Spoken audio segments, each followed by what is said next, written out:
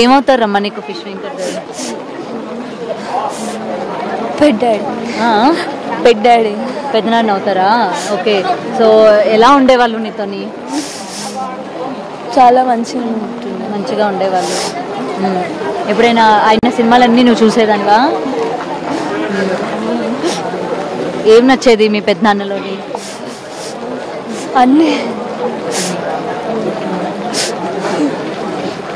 So నీకు ఎప్పుడు తెలిసిందమ్మా ఇలా పెద్దనాన్నకి ఇలా హెల్త్ బాగాలేదు అని చెప్పి? 15 days బ్యాక్.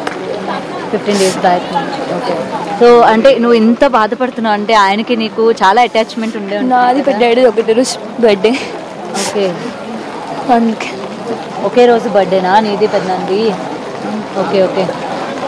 సో అంటే నువ్వు పుట్టినప్పటి నుంచి ఎలా ఉండేది? ఆయన నిన్ను బాగా చూసుకునే వాళ్ళ, ఆడుకునే వాళ్ళ? చాలా మంచిగా చూసుకుంటా. చాలా మంచిగా ఉండేవాళ్ళు అయితే నీతోని.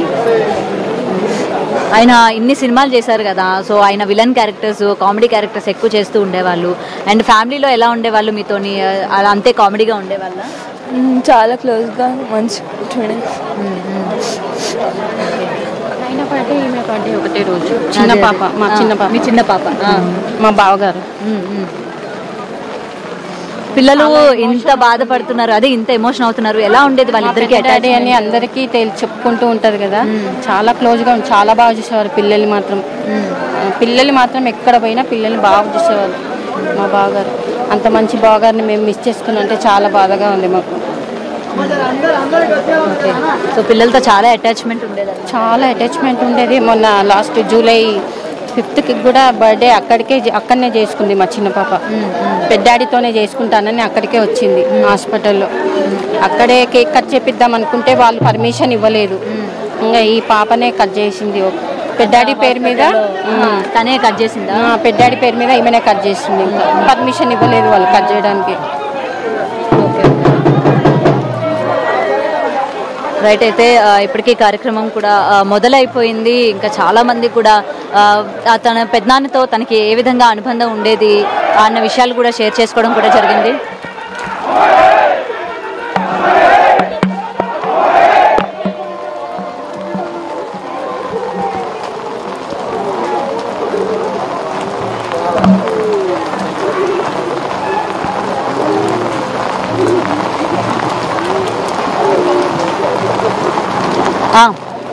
Okay sir. Okay okay.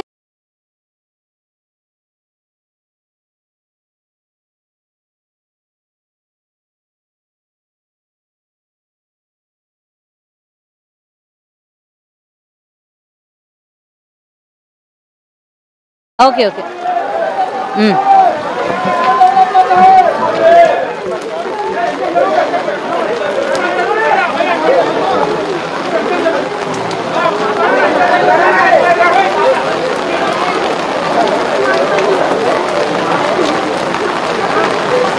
Right. మరి కాసేపట్లోని కార్యక్రమం అంతా కూడా స్టార్ట్ అయిపోతుంది. ఇప్పటికే తన పెద్ద కొడుకు అలాగే మొత్తం కూడా ఇక్కడికి రావడం జరిగింది. అంతా కార్యక్రమాల్లోని పాల్గొనడం కూడా జరిగింది. దీనికి సంబంధించిన విజువల్స్ అన్ని కూడా మనం బిగ్ టీవీ మీద చూడొచ్చు. అయితే ఇప్పటికే ఆయనతో పాటు ఉన్న అనుబంధాలు కావచ్చు, అనుభవాలు కావచ్చు, ప్రతి ఒక్కటి కూడా పంచుకుంటున్న పరిస్థితి కనిపిస్తుంది. ఇక్కడ ఎంతో ప్రేమగా ఉండేవాళ్ళు మా పెద్దనాన్న అని చెప్పి పిల్లలు కూడా చెప్తున్న పరిస్థితి కనిపిస్తుంది. ఇక్కడ వరకు సాధారణంగా చిన్నపిల్లలు ఇలాంటి శ్మశానానికి రావడానికి కూడా ఇష్టపడరు. కానీ ఆఖరి పరిస్థితుల్లోని ఆయన్ని మేము చూడాలి, మేము మిస్ అవ్వకూడదు అని చెప్పి ఇక్కడ వరకు ఆయన కోసం రావడం, ఆయన గురించి మొత్తం కూడా ఆయనతో పాటు ఉన్న మెమరీస్ అన్నీ కూడా షేర్ చేసుకుంటున్నారు.